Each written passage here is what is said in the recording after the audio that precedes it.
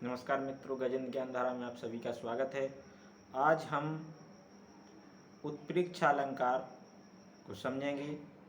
तो देखिए, उत्प्रेक्षा अलंकार की परिभाषा, जहाँ काव्य की पंक्ति में उपमेय प्रस्तुत व्यक्ति व वस्तु के द्वारा अप्रस्तुत व्यक्ति वस्तु उपमान की संभावना व्यक्त की जाती है, वहाँ उत्प्रेक्षा अलंकार होता है।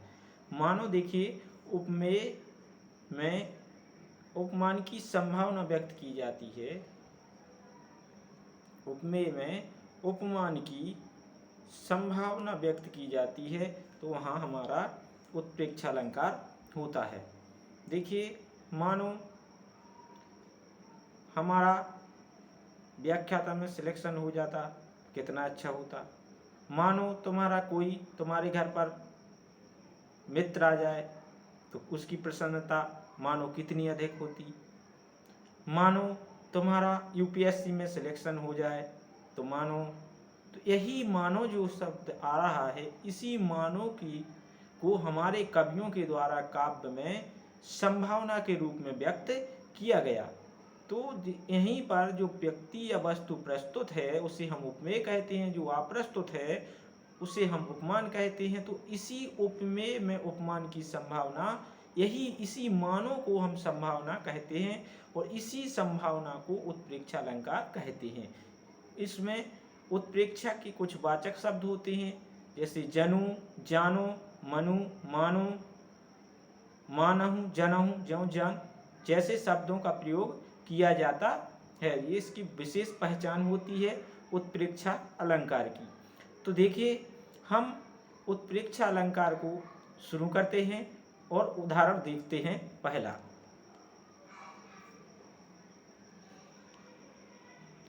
देखिए पहला उदाहरण है हमारा उत्प्रेक्षा अलंकार का।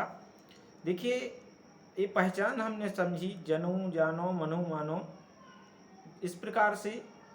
अब हम देखते हैं उदाहरण।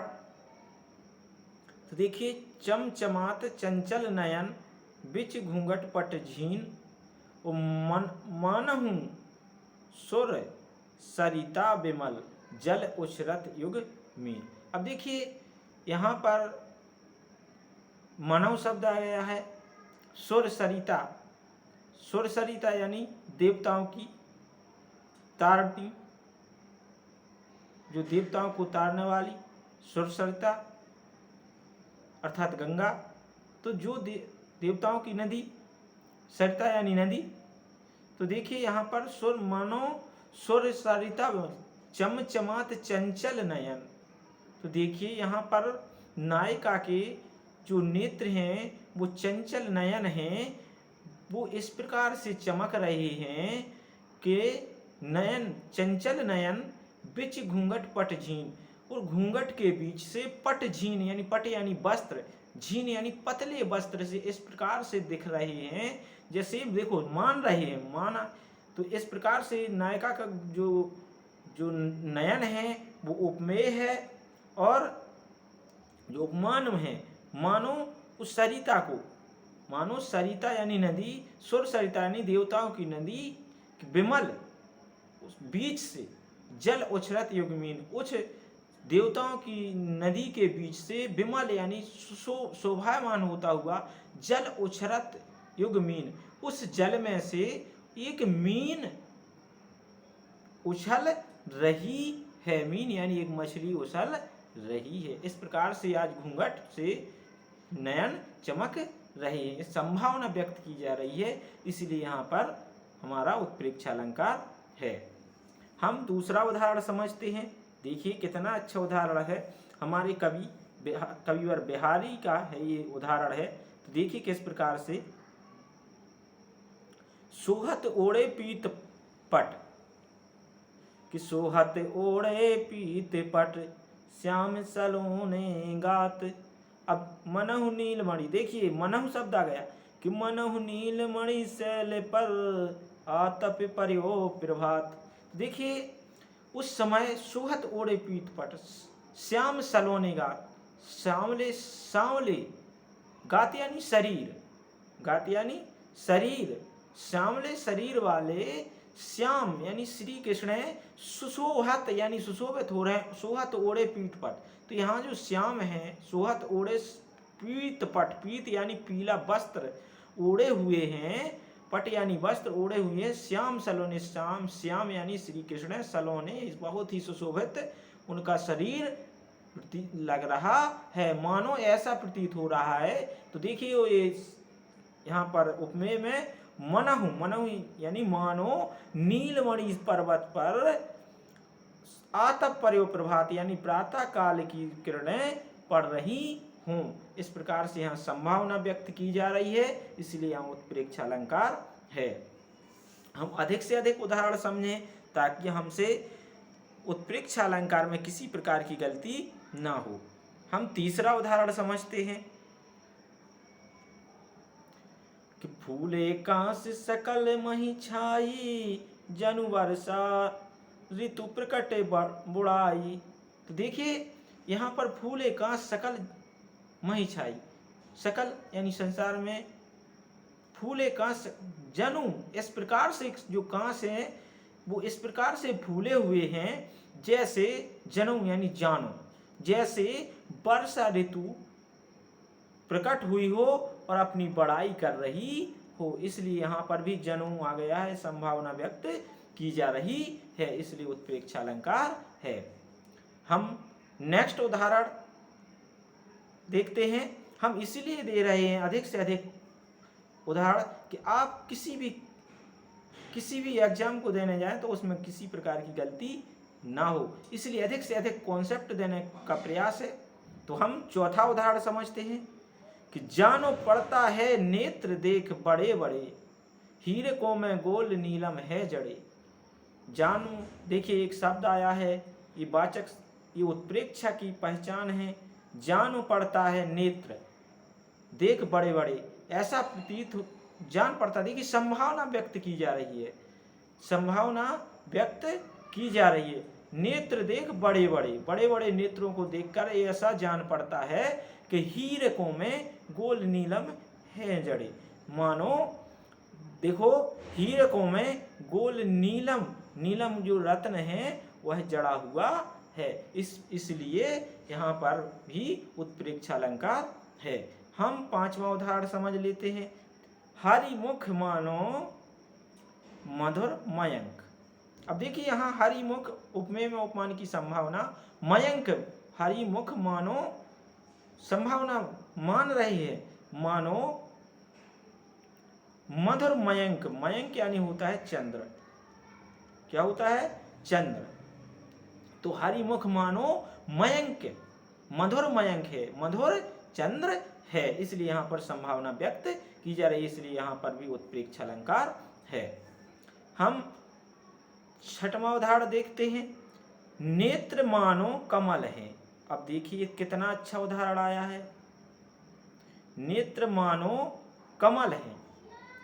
अब देखो नेत्रों को मानो यानी मानो मान रहे हैं कि नेत्र मानो कमल है, संभावना व्यक्त की जा रही है कि नेत्र हैं जो कमल हैं।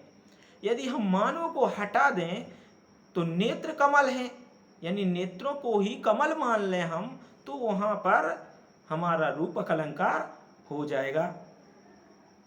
और यदि हम यहाँ नेत्र समान कर दें, नेत्र कमल के समान हैं, तो फिर उपमा अलंकार हो जाएगा। इसलिए मानो यदि यहाँ पर संभावना व्यक्त की जा रही है, इसलिए यहाँ पर उत्प्रेक्ष अलंकार है। हम नेक्स्ट उदाहरण को समझते हैं। आशा करता हूँ सभी के लिए वो समझ में आ रहा होगा। हम अधिक से अधिक कॉन्सेप्ट दे रहे हैं, उदाहरण दे रहे हैं ताकि अच्छे से समझ में आ जाए। पद्मावती, देखिए कितना अच्छा उदाहरण। पद्मावती सब सखी बुलाई, पद्मावती सब सखी बुलाई, वो जनु फुलवारी, जानू यानी जानो ऐसा प्रतीत हो रहा है, फुलवारी सब चली आई। पद्मावती ने अपनी सभी सखियों सहेलियों को बुलाया, तो ऐसा प्रतीत हुआ वहां पर उपमेय में उपमान की संभावना हुई कि देखिए फुलवारी यानी फूलों की सभी पंक्तियां साथ में आ गई हैं, इसलिए यहाँ पर उत्प्रेक्ष अलंकार है। नेक्स्ट उदाहरण समझते हैं, आठवां उदाहरण समझते हैं किस प्रकार से। तो देखिए मानो झूम रहे हैं तरु भी। अब देखिए एक शब्द आया, मानो झूम रहे हैं तरु भी मंद पवन के झोंकों से। तो देखिए यहाँ पर भी ये मानो शब्द आया है, जो हमारा यह उत्प्रेक्षा अलंकार का वाचक शब्द है, और उसकी में संभावना व्यक्त की जा रही है। कैसे? तरु भी ऐसे झूम रहे मंद पवन के झोंकों से, जैसे मंद पवन के झोंके चल रहे हों, इस प्रकार से पेड़ झूम रहे हैं, संभावना व्यक्त की जा रही है, इसलिए यहाँ पर भी उत्प्रेक्षा अलंकार है। नेक्स्ट उदाहरण समझते हैं, हम अधिक से अधिक उदाहरण समझते हैं। देखिए कितना अच्छा उदाहरण, उस काल मारे क्रोध के तन कांपने उनका लगा, मानो हवा के, देखिए महाभारत की बात, मानो हवा के जोर से सोता हुआ सागर जगा। संभावना व्यक्त की जा रही है, मानो उस काल मारे यानी उस समय क्रोध की, जब अर्जुन को क्रोध आया कि अभिमन्यु का वध हो गया है, तो उस समय मानो संभावना व्यक्त की जा रही है, मानो हवा के जोर से सोता हुआ सागर जगा हो, जागृत हो गया हो, इस प्रकार से यहाँ पर उत्प्रेक्षा अलंकार है। नेक्स्ट उदाहरण, हमने 10 उदाहरण दिए हैं ताकि अधिक से अधिक समझ में आ जाए और फिर गलती ना हो। तो देखिए मैं इतना कुछ दे रहा हूँ सभी मित्रों के लिए कि वह आगे बढ़ें और फिर कभी किसी प्रकार की एग्जाम में दिक्कत ना हो। कहती हुई यूं, देखिए ये आ गया संभावना के लिए, उत्तरा के नेत्र जल से भर गए।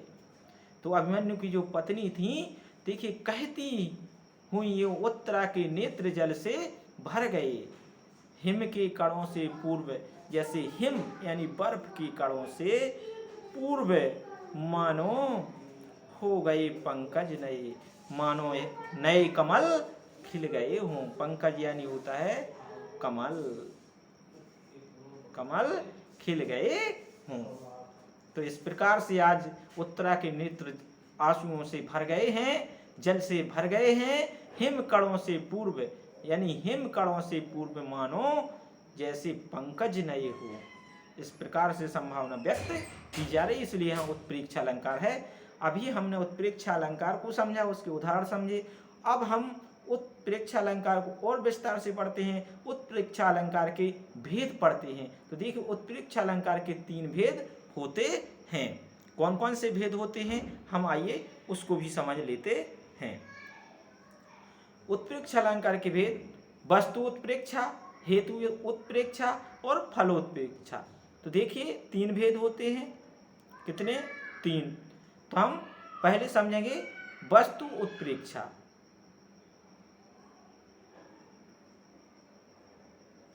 उपमेय में उपमान की संभावना व्यक्त की जाती है, वहां वस्तु उत्प्रेक्षा होता है। अब देखिए उपमेय में उपमान की संभावना व्यक्त की जाती है। देखिए यहाँ जो देखिए हम उदाहरण से समझें, जैसे कि अति कटु वचन कहत के कई, मानहु लोन जरे पर देई। केकई जो आई है, अति कटु वचन, केकई के कड़वे वचन, कहत केकई, कटु वचन कहत केकई, केकई ये उपमान है, क्या है? उपमान है। और मानहु एक शब्द आया है, मानहु लोन जरे पर देई, मानो संभावना व्यक्त की जा रही है कि मानो लोन यानी नमक जरे पर दे रही है। इस प्रकार से यहाँ पर वस्तु उत्प्रेक्षा अलंकार है। नेक्स्ट भेद समझते हैं उत्प्रेक्षा का, हेतु उत्प्रेक्षा। हेतु उत्प्रेक्षा अर्थात अहेतु में हेतु की संभावना। अहेतु यानी, हेतु यानी होता है कारण। तो देखिए अफल में फल की इच्छा, अहेतु में हेतु की संभावना की जाती है, अर्थात जो हेतु कारण नहीं है उसे भी हेतु मान लिया जाता है, तो वहां पर हेतु उत्प्रेक्षा होता है। देखिए संभावना अहेतु में यानी अफल में फल की, कामना। तो देखिए किस प्रकार से इसमें वस्तु का अर्थ स्वाभाविक होता है किंतु उसे कारण मान लिया जाता है, इसलिए यहाँ पर हेतु उत्प्रेक्षा अलंकार होता है। देखिए वस्तु का अर्थ स्वाभाविक होता है और किंतु उसे कारण मान लिया जाता है, तो वहाँ अहेतु में हेतु की संभावना प्रकट हो जाती है। तो देखिए हम उदाहरण से समझते हैं। जैसे देखिए, जैसे मुख,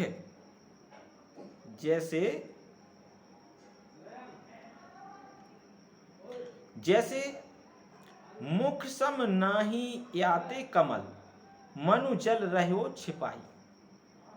तो देखिए मुख सम नाही याते कमल, यानी यहाँ पर देखिए एक नायिका के मुख के समान कमल नहीं है, इसलिए वह अहेतु में हेतु। देखिए मुख सम नाही याते कमल, कमल नायिका के मुख के समान सुंदर नहीं, वह समझता है अपने आप को, इसलिए मानो इसीलिए वह जल रहे हो छिपाई। लेकिन ऐसा नहीं है, बल्कि उसका तो जल में जन्म ही है, मानो जल रहे हो छिपाही। इसलिए अहेतु में हेतु की संभावना व्यक्त की जा रही है, इसलिए यहाँ हेतु उत्प्रेक्षा अलंकार है। आशा करता हूँ सभी मित्रों को समझ में आ रहा होगा। यदि हमारे ये अलंकारों की श्रृंखला समझ में आ रही है, पसंद आ रही है, तो हमारे वीडियो को लाइक करें, अधिक से अधिक शेयर करें और हमारे चैनल को सब्सक्राइब करें, यही आशा करता हूँ। नेक्स्ट हम उत्प्रेक्षा अलंकार का उदाहरण समझते हैं। तीसरा भेद समझते हैं, वह है फलोत्प्रेक्षा, जहां प्रश्न का उत्तर मिल जाता है, यानी फलोत्प्रेक्षा यानी फल यानी उद्देश्य की संभावना की जाती है आफल में। देखिए यहाँ जहां आफल में फल यानी उद्देश्य की संभावना की जाती है, जो फल नहीं होता परंतु फिर भी उसको फल यानी उद्देश्य मान लिया जाता है, तो वहां पर हमारा फलोत्प्रेक्षा अलंकार होता है। तो देखिए कितना अच्छा उदाहरण है हमारे कवि ने दिया है कि बढ़त ताड़ को पेड़ यह, देखिए बढ़त ताड़ का पेड़ यह है कि मनु चूमन आकाश।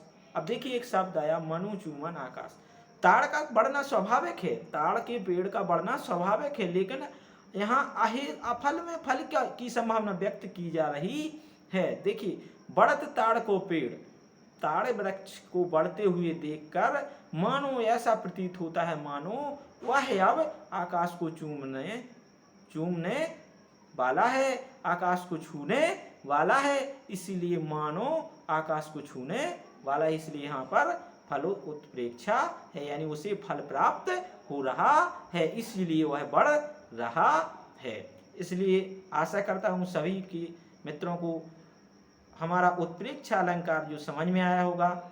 तो आज अगली क्लास में हम अगले अलंकार को लेकर आएंगे। तब तक के लिए धन्यवाद। जय हिंद, जय हिंदी।